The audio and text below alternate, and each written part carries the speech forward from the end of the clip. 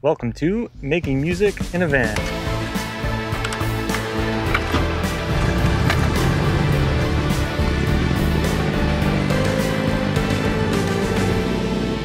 Today we're camping on beautiful Harrison Lake.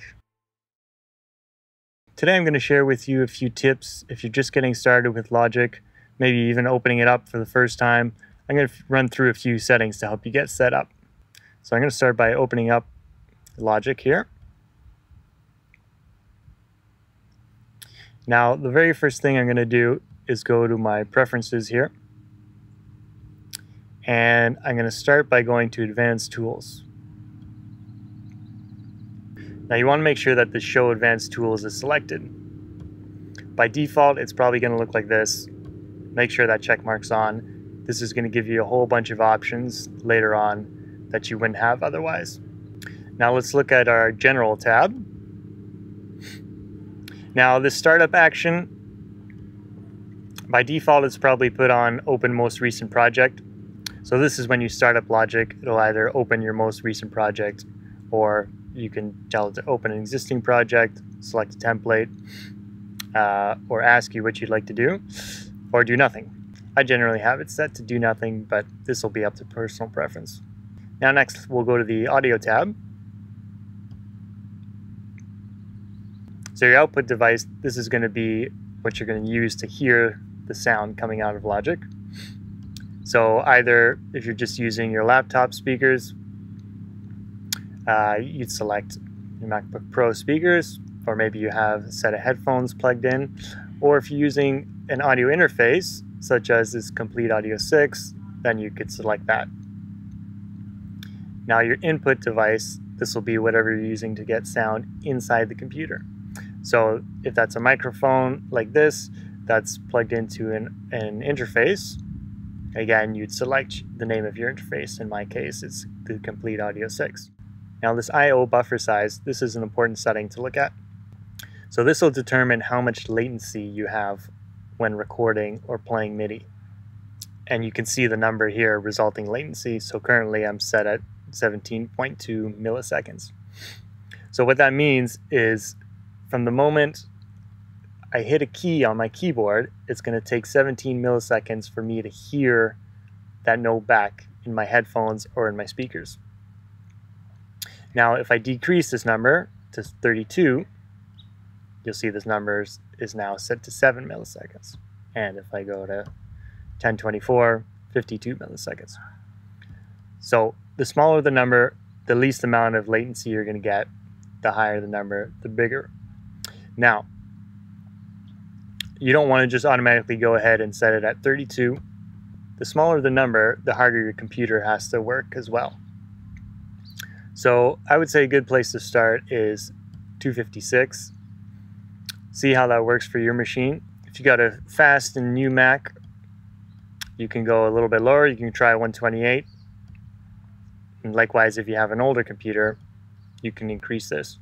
Now, if you start hearing pops and clicks and things like that in your recordings, that's when you'll know that you need to increase this number.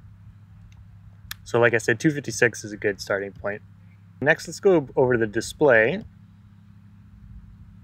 And under Mixer here, you'll see Scale. Now, by default, I believe it's set to sectional dB linear. For myself, I prefer exponential. So this refers to the meters, the volume meters that you see in the mixer. And you can see it says here, provides higher resolution in upper level of the range. So that it's a bit of a personal preference. I prefer to have it on this way. This way you can see the higher end of the meters more clearly. So that's all the basics for the preferences. So I'm going to close this. The next thing you're going to want to look at is the sound library. And you can either download all available sounds, or we can open up our sound library manager. And then here you'll see all the different sounds that you already have downloaded on your computer and all the additional sounds that are available to you to download. So there's quite a few. So you can see here there's drum kits. You can choose if you want to install additional drum kits. Look at that. Keep in mind the size to make sure you have enough room on your computer. Now you can move these over to an external hard drive, and I'll show you how to do that in a separate video. Okay, now let's actually open up a project here. So I'm going to go New. I'll just start with a software instrument. One of the things I like to do is change the display up here.